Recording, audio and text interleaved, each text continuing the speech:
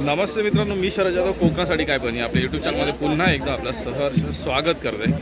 तर मग झाला काय की बऱ्याच वर्षानंतर जवळजवळ 7 वर्षाचा खंड होतो। या 7 वर्षाचा खंड पडल्यानंतर आत्ता कापडखेळ आता चालले ते मांडावरती। तर मांडावरती जे जातील तर मांडावरती गेल्यानंतर मग हे काय सादरीकरण असतं ना ते बघूया, कारण हे नृत्य म्हणजेच कापडखेळ हे आपल्यासाठी पुन्हा एक नवीन आहे। दरवेळेसप्रमाणे आपण काहीतरी नवीन गोष्टीच्या शोधात असतो।